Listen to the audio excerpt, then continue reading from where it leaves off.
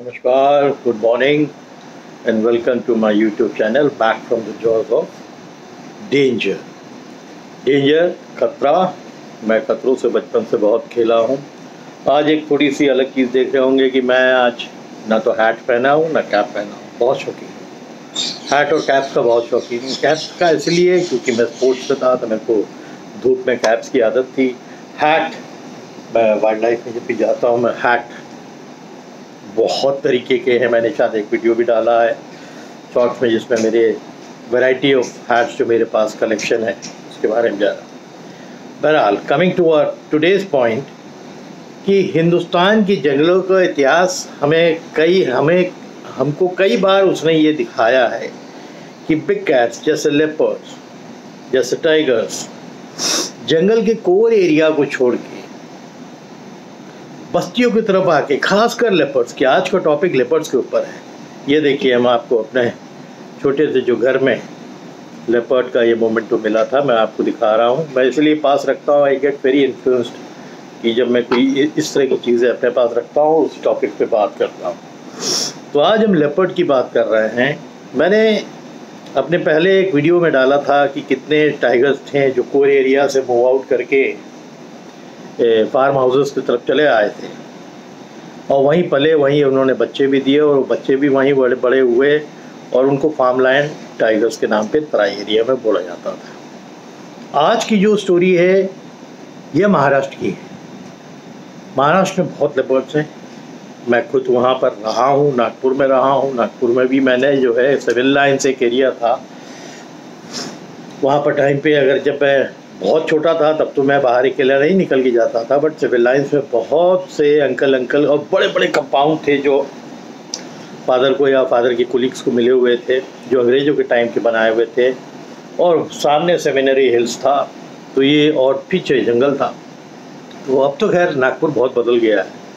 तो ये काफ़ी लेपर्ड्स की साइटिंग हम लोगों को होती रहती है। लेपर्ड्स का पास हो जाना इधर से उधर, सड़क से आपके बाउंड्री के बगल से चले जाना, this was a very very common sight at that time in the late 70s। जब मैं बहुत छोटा था, 8-9-10 साल का, तो वो बड़ा कॉमन था। उसके बाद जब मैं बड़ा होकर नागपुर गया था तब भी मैंने लेपर्ड्स की साइटिंग की थी, जब हम सेमिनरी हिल्स में ऊपर रहते थे। और मैं जो है रनिंग करने नीचे सिविल लाइन्स में जाता था, तो अक्सर जो स्टॉल वाले थे बताते थे, मैंने आपको एक बताया था कि बुल्फ से हमारा इनकाउंटर हुआ था कोर्ते में, नागपुर ही की बात है। और लेपर्ड्स भी मेरे को तो नहीं साइट हुई बट लोगों को दिखे थे। तो जब मैं अर्ली मॉर्निंग निकलता था, अभी बज रहा है 5:30, तो और मैं जब निकलता था तो समझ लीजिए ऑलमोस्ट अंधेरा होता था। तो लोगों ने एडवाइस किया कि एकदम अंधेरे में नहीं निकलिए, थोड़ा सब लोग निकलना चालू हो जाएंगे तब निकला करिए। हुआ है, हालांकि कभी अटैक नहीं करते हैं जल्दी, अनलेस अनटिल अगर वो कॉन्फ्लिक्ट लेपर्ड है यानी या मैनिटर है, तब तो अटैक करने की सोचेगा। और मैं थोड़ा सा लंबा चौड़ा पहले से ही था तो जल्दी भी अटैक नहीं करते, they see the size also. Anyway, coming back to the point कि ये लेपर्ड्स, बहुत से लेपर्ड्स आज से 20 साल पहले, 25 साल पहले ये कोर एरिया को छोड़ के आके शुगर केन फील्ड्स और बस्तियों की तरफ बस गए। आज भी आपको एक मैंने वीडियो में डाला था कि बॉम्बे के शहरों में, शहर की तरफ जहाँ IIT है, जहाँ फिल्म सिटी है, उस तरफ लेपर्ड्स की साइटिंग हुई है। फिल्म सिटी में तो आए दिन, अब आज भी होती है। तो ये they are the ghost of the jungle. ये मैंने बोला ना, ये भूत की तरह है, कहीं भी नज़र आ जाते हैं और निडर होते हैं ये, तो किसी से घबराते भी नहीं। इसको ऊपर एक टाइम पे था जो महाराष्ट्र में कई डिस्ट्रिक्ट थे, जैसे अहमदनगर, जुन्नर, कराड, कोल्हापुर और भी कई डिस्ट्रिक्ट थे जहाँ लेपर्ड्स की तादाद बहुत थी। उसी टाइम पे एक लेडी साइंटिस्ट थी जिनका नाम था विद्या आत्रेय। तो ये विद्या जी एक कैट एक्सपर्ट ग्रुप थी, उसमें वो इन्वॉल्व थी and she was researching on leopards. और आज भी वो है, उनकी पोस्ट में बता देता हूँ। She is the director and head science conservation in world life conservation society of India. तो बड़े ओहदे पे है वो, बिकॉज उनके अंदर नॉलेज है और सन 2003 को मेरे को याद है कि विद्या का बहुत नाम हुआ था, विद्या आत्रेय का, बिकॉज उन्होंने कई रीजंस ढूंढे थे कि ये लेपर्ड शुगर केन फील्ड के अंदर ही क्यों सेटल करना चाहते हैं। अब आपको एक चीज़ और बताऊं, ऐसा नहीं है कि इनको रीलोकेट नहीं किया गया। बहुत से लेपर्ड्स को वहाँ से वाइल्ड लाइफ वालों ने महाराष्ट्र के रीलोकेट किया और लेके जंगलों में डाल दिया, जो कोर जंगल थे वहाँ के, वहाँ डाल दिया। बट हुआ क्या कि कुछ समय के बाद वो जो लेपर्ड्स थे वो वापस उसी एरिया में आ गए। एक एक रात में 30-30, 35-35 किलोमीटर चलते हैं, रोड क्रॉस करते होंगे, रेल की पटरी क्रॉस करते होंगे, वो रिस्क ले लेके आखिरी में वो फिर वो वापस आया थी। पकड़ कैसे हुई कि एक लेडी लेपर्ड थी जो थोड़ी एज वाली थी, उसको अजूबा बोलते थे। अजूबा मीन्स ओल्ड लेडी या बुजुर्ग, जिसको भी बोलते हैं, थोड़ा उम्र वाली। तो उसको रेडियो कॉलर डाला हुआ था और 125 किलोमीटर दूर एक जंगल में उसको छोड़ के आए थे। बट उसने ट्रैवल किया 125 किलोमीटर वापस, और वो मुंबई के इर्द गिर्द आके फिर आखिरी में संजय गांधी नेशनल पार्क में वो सेटल कर गई। अनफॉर्चुनेटली उसका एक गाड़ी के साथ एक्सीडेंट हो गया और उसकी डेथ उसी में हुई। वो काफ़ी बूढ़ी थी। तो अजूबा मीन सीनियर। तो क्योंकि उसका रेडियो कॉलर था, तो जितने साइंटिस्ट उस पर रिसर्च कर रहे थे लेपर्ड्स पे, उन्होंने उसको फॉलो किया। तो 125 किलोमीटर उसने ट्रैवल करके शी केम बैक। अब ये क्यों आते थे बार बार, ये बहुत बड़ा बात था। तो साइंटिस्टों को और मेरे को तो ये लगता है यार क्यों नहीं आएंगे, क्योंकि उनकी आदत पड़ गई थी आसान शिकार की। वो पैदा हुए थे वहीं, बड़े हुए थे, जंगल में जाओ, हिरनों को घात लगा के दौड़ाओ। इससे इजाद मिल गया उनको, वो बस्तियों के अगल बगल रहने लगे। और क्या कहते हैं आपका शुगर केन फील्ड्स में छुपने की जगह मिल गई, या छोटे जंगल जो बगल में है, कहीं कहीं नहीं भी है फील्ड्स तो छोटे जंगल है, वहाँ छुपते थे अपना। रात को निकले, कैटल मिल गया, सुअर मिल गया, कुत्ता मिल गया, मुर्गा मिल गया, है ना। तो उनको कुछ भी मिल जाए वो खा लेंगे, जो वो आसानी से पकड़ सकते हैं।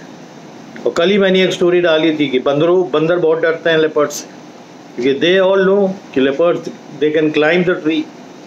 और कैसे उसने जो है उनको जो है अपनी स्ट्रैटेजी से फंसा के एक बंदर गिरा के पकड़ लिया। एनीवे, तो ये विद्या जी ने बड़ा रिसर्च किया उसके ऊपर, एंड शी फाउंड आउट कि ये लोग यूज्ड टू हो गए थे जहाँ के रहने वाले। अब भाई मेरा कोई घर है, मेरे को कोई छोड़ के आ जाए 100 किलोमीटर 150 किलोमीटर दूर, तो बट नेचुरल वो मेरे लिए बिल्कुल अनजानी जगह हो जाएगी। तो इन लोगों के लिए जो जंगल्स थे वो अनजाने टाइप के हो जाते थे, वो कोप अप नहीं कर पाते थे उस एनवायरनमेंट में। तो ये फिर ढूंढते थे कि अगल बगल हम जो है बस्तियों के बगल में चले जाएं। हो सकता है कि जितने लेपर्ड्स को जंगलों में छोड़ा गया वहाँ से पकड़ पकड़ के, क्योंकि देखिए नेचुरली अगर आप बस्तियों के पास रह रहे हैं तो ह्यूमंस के साथ आपका कॉन्फ्लिक्ट होगा ही होगा, सामना होगा। बहुत बार इंजरी हुई, कई बार डेथ्स हो गए, है ना। उसी में गुस्सा आ गया, गाँव वालों ने कई लेपर्ड्स को जहर दे के मार दिया। तो गवर्नमेंट का काम यही बनता था कि भैया किसी तरह ये कॉन्फ्लिक्ट को हम अवॉइड करें, तो इनको हम ले जाएं। बट इनको हमेशा ये लगता था कि हम अनजानी जगह आ गए जंगल को, तो ये वापस लौट के आते थे फील्ड्स की तरफ या बस्तियों की तरफ। ये टिके नहीं। और आपको इसमें 1-2 की बात नहीं बता रहा हूँ, एक टाइम पे उस एरिया में 700 लेपर्ड थे। और ये कहा जाता था कि 10 स्क्वायर किलोमीटर के अंदर 10 लेपर्ड्स शेयर करते थे एरिया को। वहीं उन्होंने बच्चे भी दिए, बहुत से बच्चे वहीं बड़े हुए। और माँ के साथ जब बच्चा एक एरिया में रहता है तो वो एरिया उसका हो जाता है, उसी में वो लोग अडॉप्ट करते हैं। फिर थोड़ा दाएं बाएं जब बड़े हो जाते हैं चले जाते हैं, तो कोई ना कोई अपना एरिया बना लेते हैं। बट फील्ड्स के अगल बगल ही आज भी 1-2 लोग हैं जो इस पे लगे हुए हैं महाराष्ट्र में, कि लेपर्ड्स का जो कॉन्फ्लिक्ट हो जाता है इंसानों का बस्तियों में गए नज़दीक रहने के वजह से, और बहुत अच्छा काम कर रहे हैं उस पर ढूंढना। तो ये इनका तो ये शी वॉज द एक्सपर्ट। तो इनके बारे में तो मैंने विद्या आत्रेय जी के बारे में तो जब से मैं फॉलो करता हूँ, मैं पढ़ा था मैंने कि शी इज़ अ साइंटिस्ट और बहुत अच्छी नॉलेज है इनको। बट इनका जो एरिया था दैट वाज कि जो लेपर्ड मेन जंगल को छोड़ के इधर बाहर आ रहे हैं शुगर केन फील्ड्स की तरफ आ रहे हैं या छोटी बस्तियों के अगल बगल तैर रहे हैं, they are looking for easy prey. आसानी से जो जानवर मिल जाए, बच्चियाँ मिल जाए, गाय मिल जाए, छोटी भैंस का बच्चा मिल जाए, ये इस पे आ गए थे बनिस्बत कि जंगल में जाओ, दौड़ो, घात लगा के बैठो। तो इनकी आदत जो है थोड़ा सा आलस टाइप की हो गई थी और आराम से खाना मिलता था, बस्ती थी, लोग थे, उसी में कुछ मैनिटर्स भी हुए।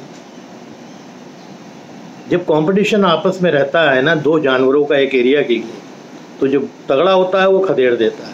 और इसमें ये जो शेरनी की मैं बात बता रहा हूँ, इसने अपने टाइम पे बहुतों को खदेड़ा था। ये करीब 90 किलो की हुई थी जब इसकी डेथ हुई थी, जो बताया मैंने अजूबा की 90 किलो की हो गई थी, तब ये मरी थी एक्सीडेंट में।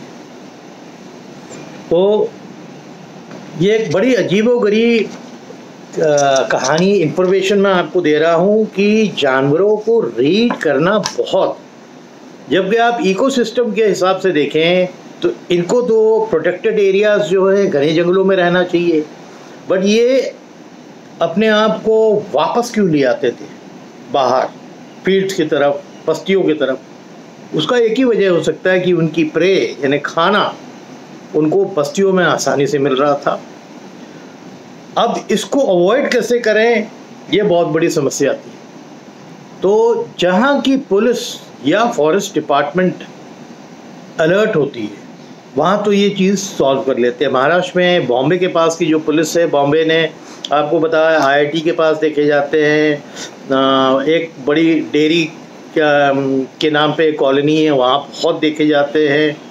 फिल्म सिटी तो एकदम जंगल जैसा इलाका ही था जब मैं 80s में गया था, तो वहाँ तो मेरे टाइम से देखे जाते थे। अभी भी मेरे ख्याल से 1 महीना पहले एक अजगर और एक लेपर्ड जो है वहाँ पर कोई सेट लगा था, वहाँ पर देखा गया, फिर उनको खाया गया। तो वो अवॉइड करते हैं, बट वो यूज्ड टू हो गए ह्यूमन बींग्स से। जैसे कुत्ते रहते हैं ना गांव में, अब वो उसी तरह के हो गए हैं और उनको मालूम है कि हमारा शिकार जो है बस्तियों के इर्द हम रह रहे हैं वो मिलता रहेगा, तो ह्यूमंस के ऊपर अटैक नहीं होता। बट ऐसा नहीं है कि बिल्कुल ही नहीं होता है, ह्यूमंस के ऊपर भी अटैक होता है। ये जो है ना, ये बहुत चालाक जानवर है और अपने आप को एडजस्ट कर लेना एरिया में, इससे अच्छा कोई नहीं। बिग कैट के अंदर इससे ज़्यादा नहीं करता, टाइगर भी नहीं एडजस्ट कर सकता ऐसा, केवल लेपर्ड कर लेता है।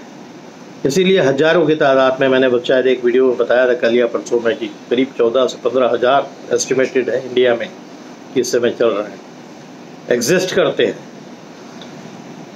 तो उनके जो नेचुरल हैबिटेट है उसमें ये टाइगर्स जो है, ये लेपर्ड्स जो हैं, ये छोड़ के महाराष्ट्र के अंदर ज़्यादातर खेतों के इर्द गिर्द, और शुगर केन फील्ड, वहाँ भी शुगर केन की बहुत पैदाइश है कई डिस्ट्रिक्ट में, तो उसको अपना बसेरा बना लिया है। जब वो कटता है तो ये लोग कहीं शिफ्ट करके अगल बगल के जंगलों में शिफ्ट चले जाते हैं। अरे खेत में भी अगर इतनी बड़ी कोई चीज़ पैदा हो गई और ये दुपक के बैठ गए तो आपको पता ही नहीं लगेगा। सब्जी की खेत में भी इन्होंने अपने को नीचे करके छुपा लिया तो आपको नज़र नहीं आए। उनका कामोफ्लेज सुपर्ब होता है। तो एक बड़ा इंटरेस्टिंग टॉपिक था, तो मैंने कहा मैं आपके साथ शेयर करूं। और ये तराई के अंदर कम हुआ है, तराई एरिया में टाइगर्स ने ये काम किया था, बट महाराष्ट्र में टाइगर्स इतने उस एरिया में नहीं है। वो नागपुर के इर्द गिर्द ही ज़्यादा, जो टडोबा वाला एरिया है वहाँ, पेंच, टडोबा, ये एरिया में ये लोग रिस्ट्रिक्टेड है, बट लेपर्ड्स तो हर जगह ही होते हैं। कौन सा ऐसा एरिया है, आप नॉर्थ ईस्ट ले लो, एक्सट्रीम नॉर्थ ईस्ट ले लो, उधर अरुणाचल से चलो, मिज़ोरम से चलो, नागालैंड से चलो, मेघालय आ जाओ, फिर अपना असम आ जाओ, बंगाल आ जाओ, लेपर्ड्स हर जगह आपको मिलेंगे। मैंने आपको बताया था अलीपुर द्वार, द्वार एक एरिया है नॉर्थ बंगाल में, स्टेशन के ऊपर लेपर्ड दिख गया मेरे को। मैं रात की गाड़ी थी मेरी, ट्रेन की थी, मैं रुका हुआ था, जो हल्ला हुआ तो स्टेशन पे दिखा। वो उसकी हैबिट हो गई थी, रोज़ वो कुत्ते कुत्ते या और कोई शिकार ढूंढने के लिए स्टेशन के पास आता होगा, चला जाता होगा। तो एक बड़ा इंटरेस्टिंग टॉपिक था आज का, ये बड़ा इंफॉर्मेटिव है एक्चुअली, कि एक प्रोटेक्टेड इकोसिस्टम या जो आपका नेचुरल हैबिटेट है उसको छोड़ के आ जाना, और दूसरा एक ओपन एरिया और डेंजरस एरिया को अडॉप्ट कर लेना, ये हिम्मत की भी बात है और वो जानते हैं शायद। कि हम अगर यहाँ रहेंगे तो अपने को हम कैसे बचा सकते हैं। तो ये बड़ी इंटरेस्टिंग मेरे को एक टॉपिक लगी कि मैं आप लोग के साथ शेयर करूं। और मैंने भी बताया था मैं जंगलों में तो बहुत यूज टू था। आए दिन अभी मैं गया था झारखंड, मैंने जो है आवाज़ सुनी लेपर्ड की। जिस एरिया में मेरा इंटरेस्ट भी है, जहाँ मैं गया था ना ज़मीन देखने के लिए, मेरा इंटरेस्ट इसलिए कि वहाँ वाइल्ड लाइफ है। इवन टाइगर्स आते हैं बट बहुत कम, लेपर्ड्स तो हैं। क्योंकि एक ही रात में मैं रात में सोया, मेरे को कमरे से ही मेरे को आवाज़ आ गई, क्योंकि बगल में घना जंगल था। तो वो जगह तो पसंद आई कि जहाँ पर ग्रीनरी होगी, जहाँ वाइल्ड लाइफ होगी, वो जगह मेरे पसंद की होती है। बड़ा अनफॉर्चुनेट हूँ मैं कि आज मैं शहर में रह रहा हूँ और फिर मेरे को निकल के जाना पड़ता है, तब जंगल मिलेगा, वो भी 100-100 200 किलोमीटर के बाद। हाँ, बट क्या करें, जो अपनी रिस्पॉन्सिबिलिटीज़ है उसको आपको करनी है। इसीलिए मैं यहाँ बैठे बैठे, I am not a professional के पीछे जो है जंगल को क्रिएट कर दें लैपटॉप के through and then you can sit and tell your story. But मैं जो स्टोरी जानता हूँ वो शेयर करता हूँ। हाँ, उम्मीद है कि ये स्टोरी भी आप लोगों को पसंद आएगी। मैंने ऐसे ही बता दिया, ये सबसे कनिंग कैट फैमिली का एक बंदा है और इसको स्टडी करना भी बड़ा मुश्किल काम है। मेरे फादर बोला करते थे कि इनको टॉलरेट करो, ये ज़्यादा नुकसान करेंगे नहीं, ये आपका पेट्स का नुकसान कर सकते हैं बट आपका नुकसान कम करेंगे। अगर कोई लेपर्ड मैनेटर हो गया है तो समझ लीजिए कि कोई ना कोई उसकी बॉडी का पार्ट बहुत बुरी तरह इंजर्ड है, दांत नहीं है, कुछ ना कुछ गड़बड़ है, तभी वो होता है। बाकी वो छोटे साइज का होता है, इंसान को मारने में भी उसको दमकम लगता है, वो नुकसान कर सकता है।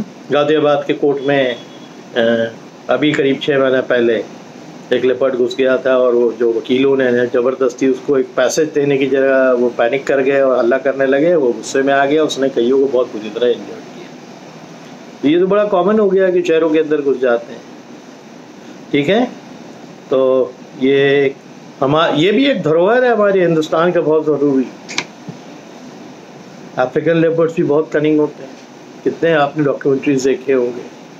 तो ये बिग कैट्स के ऊपर रिसर्च करना, बोलना, जितनी कहानियाँ हैं, अभी मैं फिर स्टोरी भी डालूँगा आपको एक दो जो इनके साथ घटित हुई है हमारे कैंप लाइफ में। मैंने तो कई बार अपने बाड़े के बगल से इनको जाते हुए देखा, बहुत कैजुअली, जैसे कुत्ते जाते हैं वैसे देखा कैंप लाइफ में।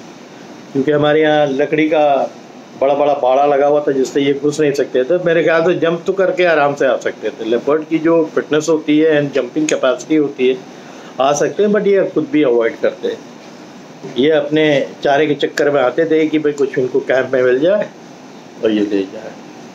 तो ये बड़ा इंटरेस्टिंग टॉपिक था, हो सकता है आप लोग को सबको बहुत इंफॉर्मेटिव लगेगा। अगर लग रहा है तो उसको ज़रूर लोगों के साथ शेयर करिए। और जितने भी नए सब्सक्राइबर हमारे साथ जुड़ रहे हैं उनको बहुत बहुत थैंक्स। एंड उम्मीद करिए कि मैं आपको बहुत इंटरेस्टिंग स्टोरीज दूंगा। जो बुकिश स्टोरीज़ हैं वो नहीं, जो स्टोरीज़ हमने झेली है अपने लाइफ टाइम पे उनकी करूँगा। ठीक है, थैंक यू।